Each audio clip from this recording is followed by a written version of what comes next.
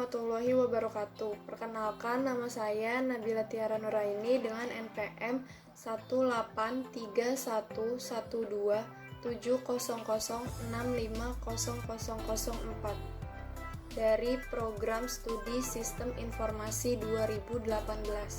Dan pada kesempatan kali ini saya akan menjawab soal-soal ujian akhir semester mata kuliah Pengembangan Sistem Informasi kelas R02. Soal nomor 1, sebutkan satu software di sekitar kalian dan jelaskan proses pembuatannya. Dan saya akan menjelaskan software Adobe Premiere Pro. Adobe Premiere Pro merupakan sebuah aplikasi editing video komersial yang dikembangkan oleh perusahaan terkenal yaitu Adobe System. Aplikasi ini banyak dipilih oleh para profesional untuk membuat broadcasting, pertelevisian, film, dan lain-lain. Selain memiliki fitur-fitur yang cukup lengkap, Adobe Premiere Pro juga memiliki tampilan yang cukup mudah untuk dipelajari dan digunakan.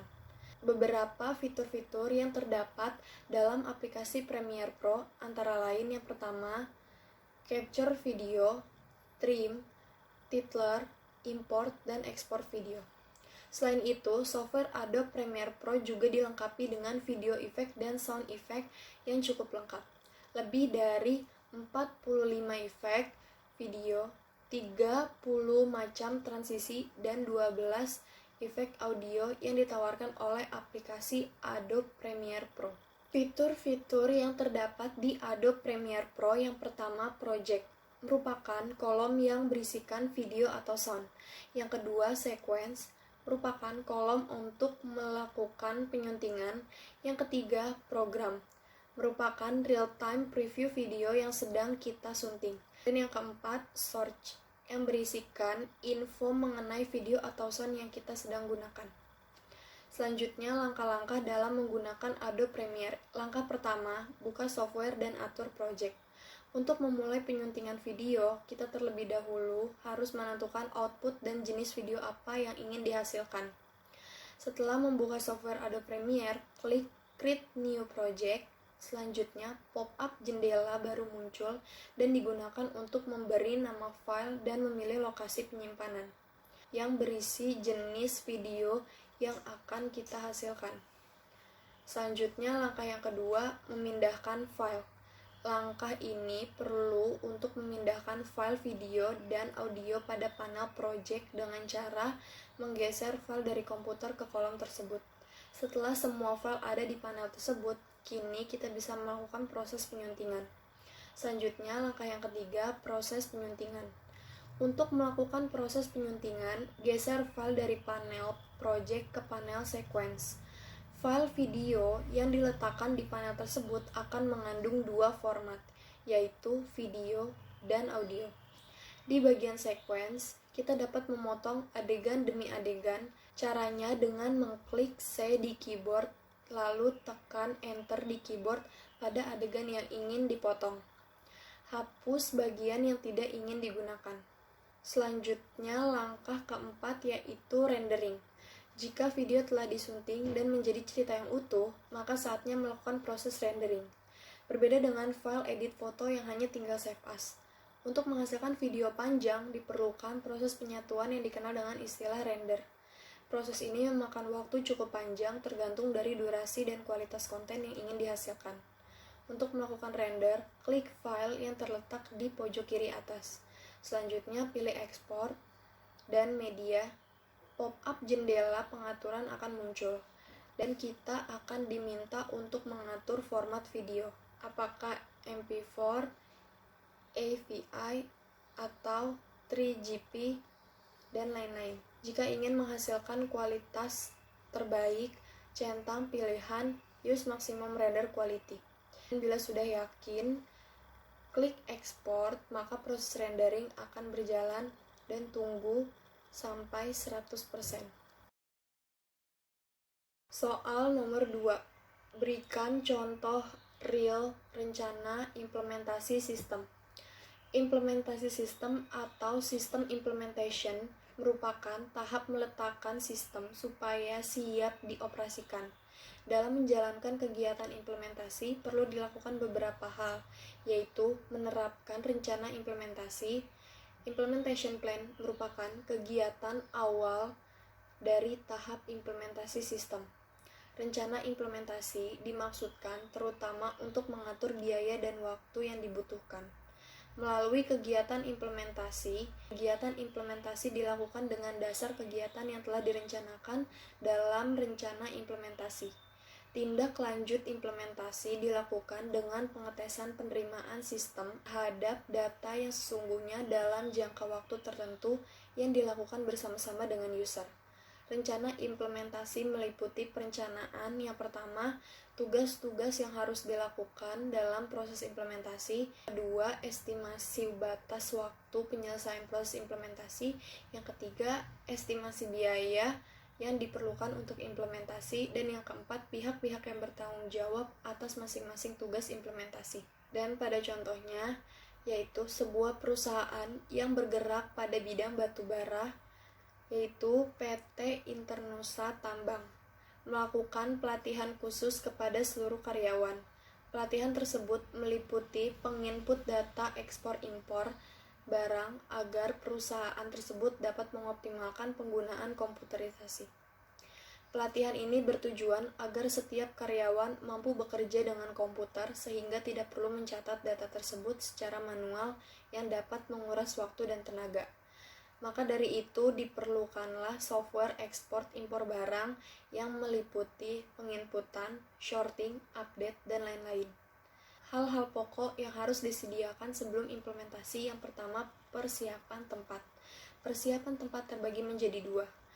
Yang pertama, perencanaan fisik. Tata letak atau layout yang disediakan merupakan jarak antara komputer yang tidak terlalu dekat disertai kursi sehingga peserta dan pembicara nyaman. Jam yang berada di belakang peserta sehingga tidak mengganggu pikiran peserta serta pintu masuk yang berada di belakang dan infokus yang berada di sebelah pembicara dan papan tulis yang berada di samping belakang pembicara untuk mengudap pengajaran. Dan yang kedua, fasilitas. Fasilitas yang perlu disediakan yang pertama komputer, meja, kursi, jam, listrik, air conditioning, ventilasi yang cukup, penerangan yang cukup, infokus, dan lain-lain. Selanjutnya yang kedua, pelatihan personil dilakukan untuk meningkatkan keterampilan dan kemampuan personil serta memudahkan penerimaan mereka terhadap sistem baru. Kelompok-kelompok yang diberikan pelatihan, yang pertama personel teknis, merupakan orang-orang yang nantinya akan mengoperasikan serta memelihara sistem sehingga tidak perlu memanggil orang khusus apabila terjadi kerusakan. Yang kedua, pegawai, merupakan orang yang nantinya berinteraksi langsung dengan pengguna perangkat lunak. Yang ketiga, manajer umum. Dan yang keempat, orang luar perusahaan, merupakan orang-orang yang nantinya akan menanamkan investasi pada perusahaan ini. Selanjutnya, program pelatihan. Pelatihan dapat dilakukan secara tutorial atau kelas yang meliputi pelatihan in-house, pelatihan yang disediakan vendor, dan pelatihan jasa luar. Pada sistem ini dipilih program pelatihan yang disediakan vendor, karena perusahaan membeli atau membuat sistem ini di suatu perusahaan informatika, sehingga pembicaranya adalah orang yang membuat sistem ini, sehingga peserta bisa langsung bertanya-tanya tentang sistem tersebut. Selanjutnya yang kedua, teknik dan alat bantu pelatihan. Yang pertama, teleconferencing. Pada sistem ini tidak menggunakan teleconferencing karena semua peserta datang ke tempat yang telah diberikan. Yang kedua, perangkat lunak pelatihan interaktif. Perangkat-perangkat yang dibutuhkan. Yang pertama, Computer Based Training atau CBT, yaitu mikrokomputer untuk memberikan pedoman kepada pemakai melalui rangkaian pelajaran yang efektif dan mampu dipelajari serta mempunyai fasilitas mencegah kesalahan. Yang kedua, audio based training, yaitu sistem yang memerlukan akses ke kaset player tetapi hanya komputer. Yang ketiga, video based training. Sistem ini juga tidak memerlukan akses ke TV, VCR, tetapi hanya ke komputer. Dan yang keempat, video optical disc. Dapat disebut juga dengan video interaktif yang menggunakan CD-ROM untuk mengantarkan materi yang direkam sebelumnya ke monitor yang menghubungkan ke komputer. Selanjutnya yang ketiga, pelatihan dengan instruktur. Sistem ini menggunakan instruktur dari vendor sehingga tidak memerlukan biaya yang cukup mahal, dikarenakan salah satu fasilitas yang diberikan oleh vendor kepada pelanggan. Yang keempat, pelatihan magang. Pada sistem ini tidak diperlukan pelatihan magang karena sudah dilatih oleh seorang instruktur. Yang kelima, manual prosedur. Diperlukan sebagai bantuan apabila peserta sewaktu-waktu lupa dengan salah satu pengoperasiannya. Dan yang keenam, buku teks. Diperlukan untuk berjaga-jaga sehingga pada pelatihan selanjutnya untuk karyawan baru tidak perlu memanggil instruktur lagi. Selanjutnya soal nomor 3. Jelaskan prosedur untuk peningkatan maintainability. Maintainability atau kemampuan pemeliharaan sistem. Prosedur untuk peningkatan maintainability yang pertama menerapkan SDLC atau Software Development Lifecycle dan SWDLC. Yang kedua, menspesifikasi definisi data standar. Yang ketiga, menggunakan bahasa pemrograman standar. Yang keempat, merancang modul-modul yang terstruktur dengan baik. Yang kelima, mempekerjakan modul yang dapat digunakan kembali. Yang keenam, mempersiapkan dokumentasi yang jelas, terbaru, dan komprehensif. Dan yang ketujuh, menginstal perangkat lunak, dokumentasi, dan soal-soal tes di dalam Central Repository System Case atau CMS. Selanjutnya soal nomor 4, jelaskan perbedaan antara real-time processing dengan online processing. Yang pertama, real-time processing merupakan sistem pemrosesan data yang tidak boleh ditunda karena waktunya sangat terbatas. Karena jika terjadi penundaan, pengolahan data akan mengakibatkan sesuatu yang fatal.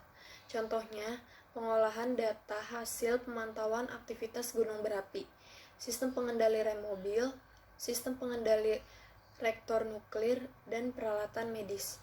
Yang kedua, online processing merupakan sistem yang akan langsung memproses data yang diperoleh pada saat itu juga, sehingga akan memungkinkan terjadinya antrian data, tetapi secara online dapat menghasilkan output di lokasi yang dibutuhkan si pengirim data. Contohnya, pada saat pemrosesan transaksi online di depan teller bank, reservasi kereta api, reservasi angkutan udara, dan sebagainya. Lalu perbedaannya terletak pada yang pertama, waktu pengolahan data. Pada pemrosesan secara online atau online processing, waktu pengolahan datanya terdapat delay karena ada pengantrian data. Sedangkan real-time processing, waktu pengolahan datanya cepat. Yang kedua, data dikirim kembali ke pengirim data seketika itu juga. Proses secara online atau online processing mengirim hasil prosesnya tergantung pada kebutuhan si pengirim. Sedangkan real-time processing harus segera mengirimkan hasil proses tersebut ke si pengirim. Dan yang ketiga, dapat mengolah data secara direct access atau secara langsung. Proses online atau online processing bisa mengolah data yang diterima secara langsung maupun tidak langsung.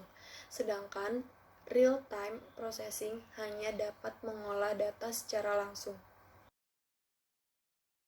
Selanjutnya, untuk soal yang terakhir atau soal nomor 5, jelaskan penggunaan Software Capability Maturity Method atau CMM. Capability Maturity Method atau yang disingkat dengan CMM merupakan mekanisme kualifikasi sebuah software development house yang dapat memberikan gambaran tentang kemampuan perusahaan tersebut dalam melakukan development software.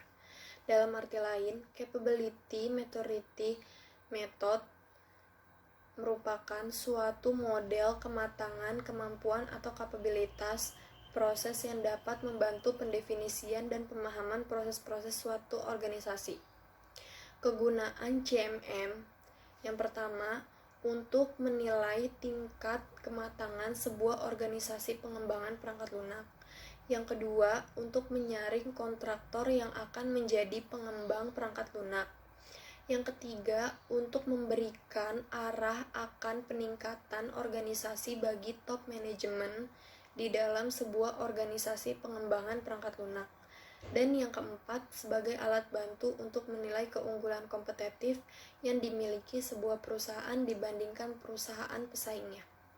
Sekian jawaban dari soal-soal ujian akhir semester mata kuliah pengembangan sistem informasi kelas R02 yang dapat saya sampaikan. Mohon maaf apabila ada kekurangan dan kesalahan dalam penyebutan kata-kata. Wassalamualaikum warahmatullahi wabarakatuh.